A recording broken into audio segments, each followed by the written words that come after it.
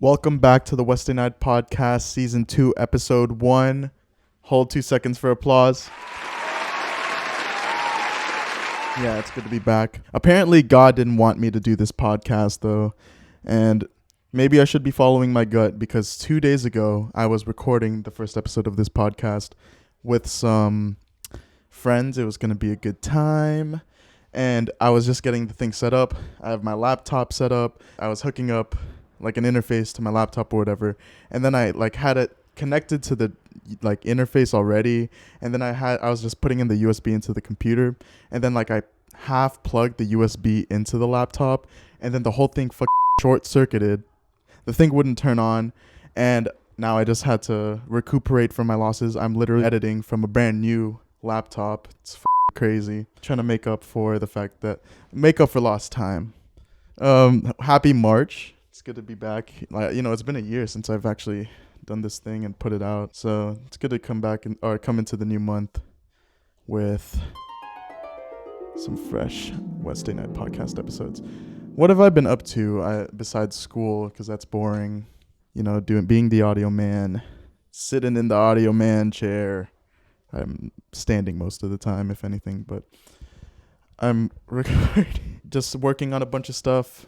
Hopefully joining productions in the future as well, but I'm really interested in just doing audio editing, and this is just gravy right here. This podcast is just gravy. So I get to learn and experiment on this thing, talk about some very interesting things with new people, maybe we can get a Zoom situation going, but like, I don't know. The big one is called Kelly and Kai. We actually shot all of it, so thank the Lord. That was that's not my first reaction. It was a great time, but it's I'm glad to get have that in the bag. I think I talked about it last season anyways, so it's not like that's anything new. We're just in a new phase of it. Graduating, last dance, 2 more months. If you're doing extra school, man, that's not the end of the world, you know what I mean? It's not the biggest deal, whether it's grad school or finishing school, I don't even have a positive message really to say to people who have more school. I'm just glad to be getting out of it. And that's about it. Figuring my life out in New York.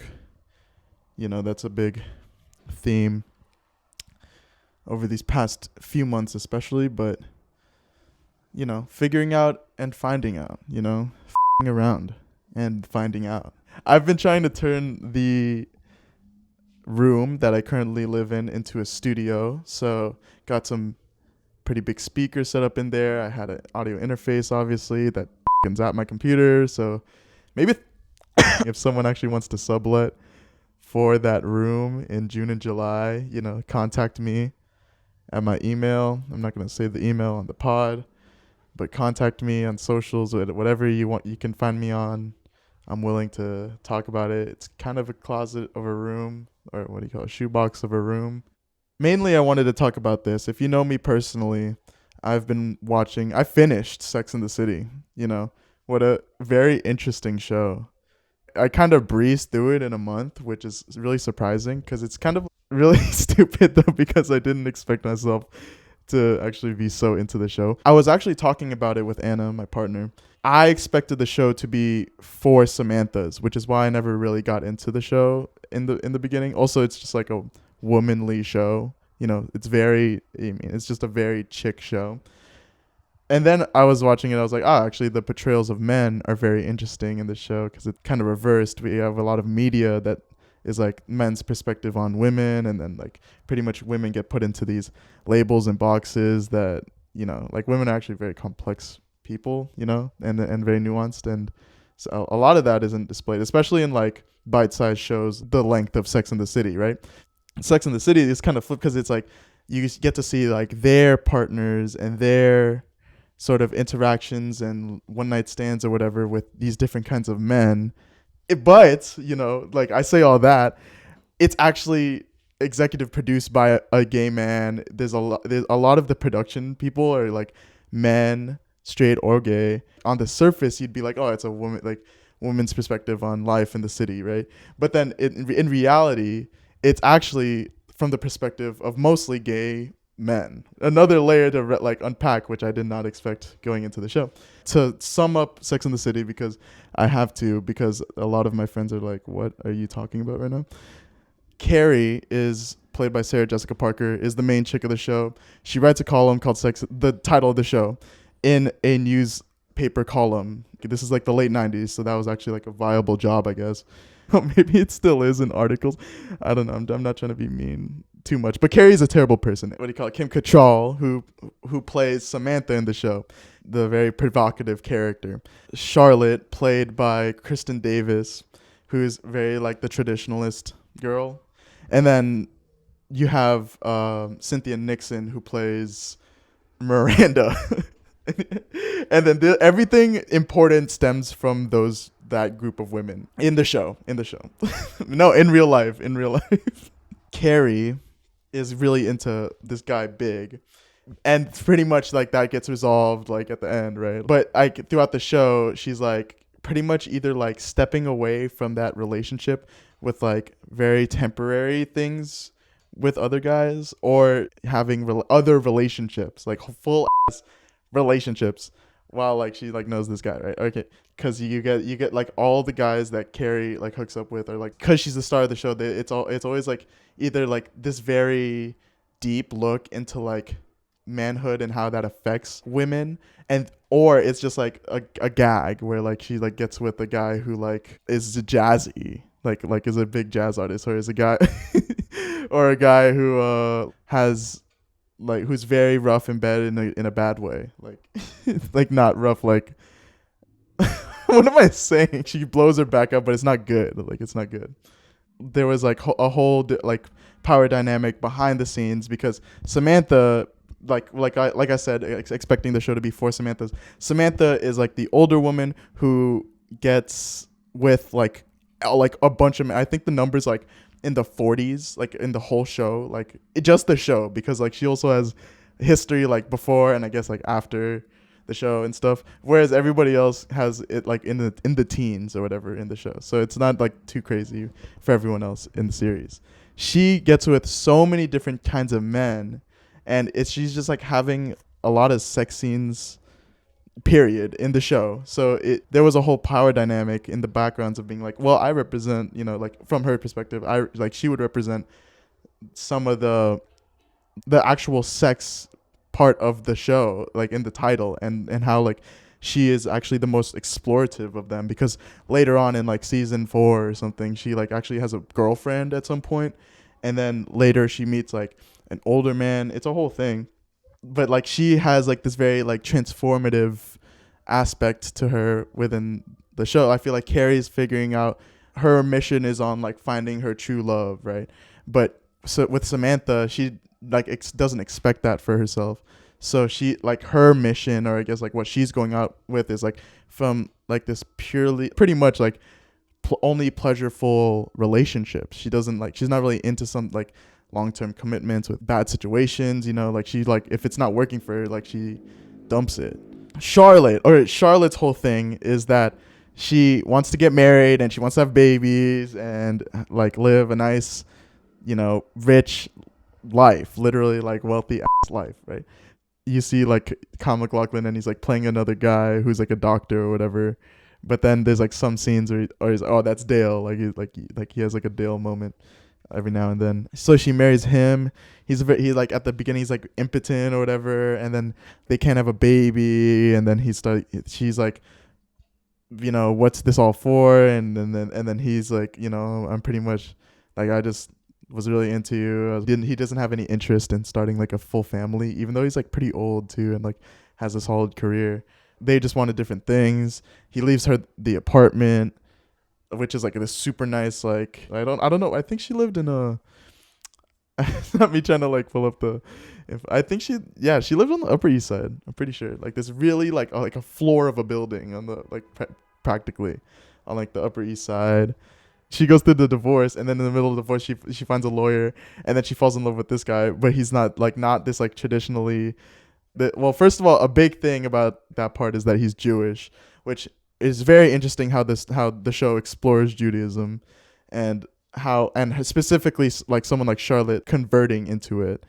It was like just parts about her kind of genuinely taking it on, and then you know she like, and then she like takes, and then she's like, oh, like nothing we haven't been through before. But it's like, but she just became Jewish. You know what I mean? Like she was like Episcopalian her whole life before that. Yeah, he's not like this traditionally like handsome man that like he's nothing like what she's been with before in the show. They eventually like fall in love or whatever. They get married. Like it's harder for her to have a baby. And then the finale, they're like, oh, like we're gonna adopt this baby from China. That was like sweet, because ultimately what that was teaching is like this sort of like big circle of acceptance, and that like letting go of this notion of what your future is going to be, and sort of adapting to it and accepting like what comes to you as gifts and stuff like that.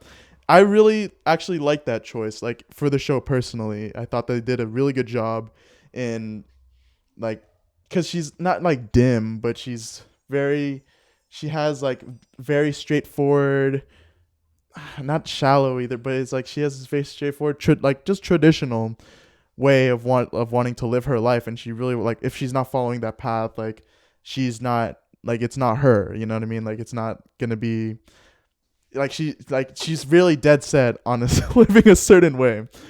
And so when like these different things are thrown at her, like you like see how she deals with it, and then ultimately at the very end of the show, she accepts what, like, that was great. But in the movie, they just made her pregnant anyways, because I was expecting it, like while I was watching the show, I'm like, oh, at the end, like she's gonna be pregnant or whatever, and then they throw in like this adoption angle, which they were like kind of exploring in the last season, but then at the very end, it's like, oh, I was like, oh yeah, like that's what they were planning on doing, and it actually like ended up happening. Like they get assigned a child at this series at the end of the series. So it's like, oh, sort of, it's great what they leave to the imagination after that. But then she has a baby anyways, like in the movie. So it's like, why give her a baby? It's like, it's almost too crazy of a sequel setup, or I don't even know. Like I didn't like that feeling that gave me watching the movie, because it's like, what was that whole thing for her to go through if you just like you gotta watch the movie for her to have a baby. Anyways, Miranda, who at the very end starts a family with this guy Steve, and Miranda's like a career person. Like she's not the most social out of the other three. She's very much like homebody at times. She's but she has her moments, of course, because she's like dope as fuck and like actually like a great person. She has like shortcomings too. She makes mistakes, but she has a baby with this guy Steve, played by David Eigenberg, while being separated. Like they didn't necessarily. There was a split household at the start of the baby's life, and then over time she realizes like, oh, she actually like loves her baby daddy or whatever.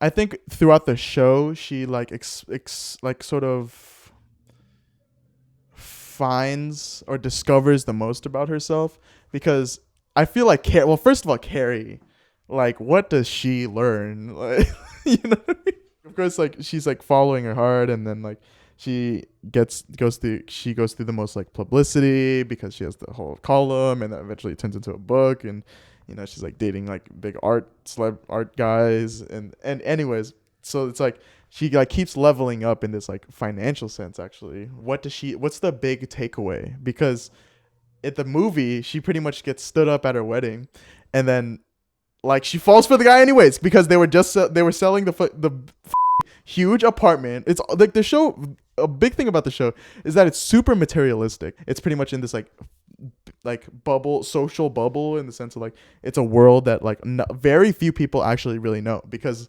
Samantha's like a PR person who ends up becoming an agent for her lover, right? And that who's a movie star. And like, who knows about this? You know what I mean? Like, who knows this life really? Like, except for like very few select people, especially within New York. Like Charlotte had like she marries the doctor. That's pretty. I guess that's pretty attainable, but it's still also like crazy to think about, because she like how many doctors are even living in, I don't know, like how many doctors are in Manhattan? Miranda's a fucking lawyer, you know what I mean? These are all like very high achieving people, and like there's things that are like very attainable within their world, but then there's also things that's like, how am I ever gonna run into like a CEO and like make them fall in love with me? Anyways, okay. I'm really cooking here. Carrie is just leveling up financially, but she never really has like learns her lesson. You know what I mean? She gets different standards, and she realizes that certain things aren't for her once she grows older with age. You know what I mean? Because it's like she very much has critiques on 20-year-olds and or like people in their 20s, because like the show I'm pretty sure starts in her 30s, and then she has like opinions about going into 40, and all this. I just don't know where the growth is. Like, first of all, she's a terrible person because she cheats on, oh my god, like, because her relationship with Aiden. So why am I freaking out right now? Her relationship with Aiden, it gets to a boiling point because it's in the season. She pretty much says like, I'm so happy right now, like it's bothering me. I need something edgy and different. So then she goes back to Big, which is like every boyfriend's nightmare, right? Like she goes back to like pretty much her old lover. Like, what, you're in your 30s, you know what I mean? Like I get, like, she still has like these very young tendencies as a character, right? Like, I guess I'm not, I don't know.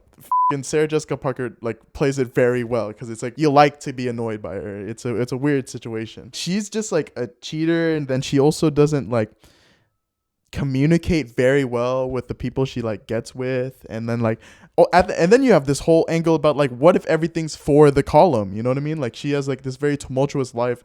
Does she live it like people like living for like their posts, it's a study into like people who live out their lives for the story, you know what I mean? Like, it's one thing to like live for an interesting life, but it's another like if you need to come up with a piece every week on page 7 of the newspaper, like she needs content, you know what I mean? And she speaks to like this very single exploratory demographic of young women, and I think at the very end they do it right, like towards the end, because she's just starting to get over it, and then Big comes back in her life like one more fucking time, which also he's a demon, because he comes at like the most random, like, it's very funny because it's a visual bit of the show where like Big just pulls up in like this black car because he's in the backseat because he has a driver. So like every time you see like a black car pulling up to the scene, you're like, oh my god, like he's here. It's like the fucking Undertaker or something. Like he's back from the dead, like just when you forgot about him. He pulls up like one more time, and then she's like, fuck you, like you're like, I'm not letting you do this to me. And he's like, just let me speak. And then she like keeps interrupting him. It's just like, that was frustrating because he's like, you want to know like what Big is trying to say, but then at the same time it's like, yeah, like in reality that's how it would go. Like, you wouldn't like take anyone's bullshit like over a decade, you know what I mean? Like, there was like 10 years of being led on by this man. Ultimately, like, it ends up working out with him, but she never really learns her lesson, because it's a part about like believing, I guess, and like holding on to relationships that last over time and stuff like that. So I kind of understand that angle of it. But in reality, if someone does you like, especially like as wrong as he's done her multiple times, you cut it off, like you don't allow that like into your life. I don't know, like there's a whole period of it where they're like just try to be friends, and then that kind of like works, but at the end of the day they're like still uncomfortable about. So like that just makes like a whole bunch of sense. But she just experiences things. How much does she like come out changed at the end, And then my critique about Samantha's whole situation is that Samantha goes through the like all these interactions, right? Her relationships go like she gets with a woman, and then she finds and then that ends in season 3 or 4, whatever.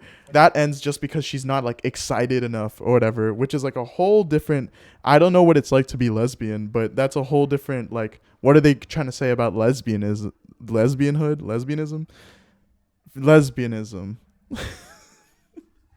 She gets like bored with like all the talking or whatever in the field, but it's like that doesn't seem to me like what those kinds of relationships could be. Like, having her leave because it's boring is like super shallow. I don't know. She finds like a rich guy in Richard. His name's Richard. He's like unloyal, of course, because like anyone on her level is not gonna be like loyal. Especially if you think about male Samanthas, it's like, holy shit, like those are terrible guys. And then she like meets this guy who's an actor, but like she met her like, or they met each other while he was like waiting tables and stuff. And so like she pretty much makes him big. That's like the whole thing. Is like she makes him big, but then he gets her to open up about certain things. He like stays when she tries to leave or whatever, and he's like just very much there by her side. And then that like is like a great healthy thing. Granted, like if I feel like if the show was going to pick one of the four to like come out of the show still not in a relationship, because everyone gets into a relationship at the end, so it's like, what is that saying about men and how they complete women, like the Rorschach test or whatever you call it, like the test about like how feminist like pieces are. It's like a lot of that show is just talking about other men, so I wouldn't suspect it to be like this beacon of feminism too, because it, like a lot of the message of like these people's like how the characters end up like going isn't necessarily the most, like I wouldn't call those ideals, those outcomes ideals as well. You know, like I don't think everybody should live up to these four women too. Like I feel like there's potential for other options for different kinds of people. You know, it's very much like in its own world. This show, it's so interesting.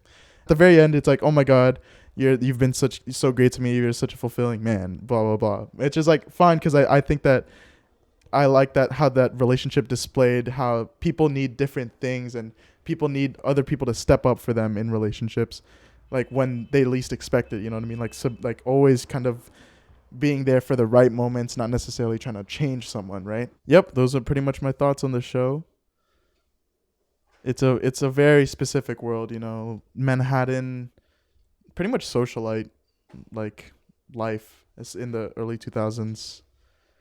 Pretty sick, you know. Something I'll just never know about ever. So hopefully I'll get to talk to you guys again next week. I'll have other guests and stuff. Hopefully I have like a more legit setup, because right now this is bugging. I tried to like hook this up directly to my laptop, but instead I have to record it from another device and then just edit it on my laptop. But yeah, I'm trying to figure stuff out. It's very crucial next 2 months. Hopefully I get to just record every week for these next 2 months and edit in time. It's another thing to do that I'm adding on, I guess, but it's a really exciting period of my life, and I want to try to share, you know. Okay, I'm out. I gotta go. All right, I gotta go.